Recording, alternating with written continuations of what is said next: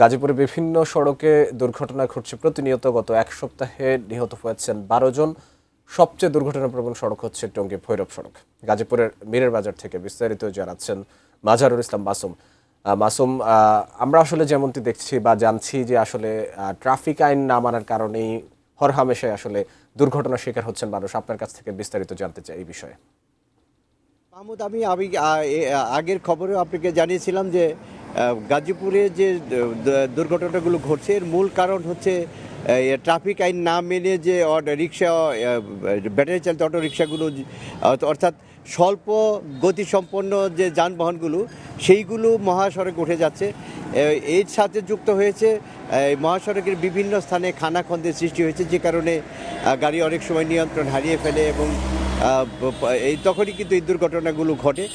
Traffic police বিভাগ থেকে আমাদেরকে যেটি জানানো হয়েছে যে এই রিক্সা, অটো রিক্সা যেগুলো ব্যাটারি চালিত সেগুলোকে তারা নিয়ন্ত্রণ কোনোভাবেই করতে পারছেন না।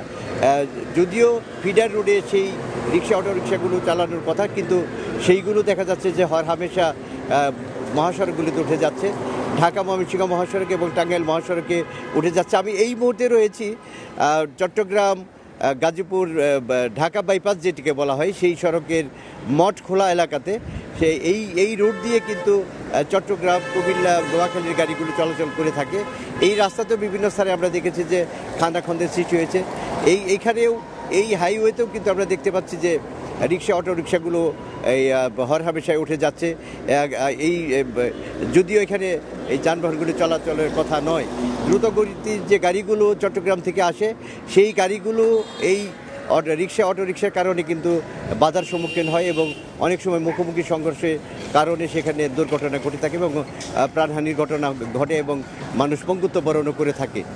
আমি কিছুক্ষণ আগে ট্রাফিক পুলিশের সাথে কথা বলেছি। তারা বলেছেন যে রিক্সা, অটো রিক্সাগুলো তারা নিয়ন্ত্রণ করার চেষ্টা চালিয়ে যাচ্ছেন, কিন্তু অনেক সময় দেখা যায় যে তাদের চোখের পলকেই তারা কিন্তু উঠে যাচ্ছে তাদের দৃষ্টির আড়াল দিয়ে, ফলে এই দুর্ঘটনাগুলো ঘটছে। মাহমুদ, এই ছিল আমার কাছে গাজীপুরে যে বিভিন্ন সড়কের দুর্ঘটনা ঘটছে, মানুষের প্রাণহানি ঘটছে তার সর্বশেষ খবর।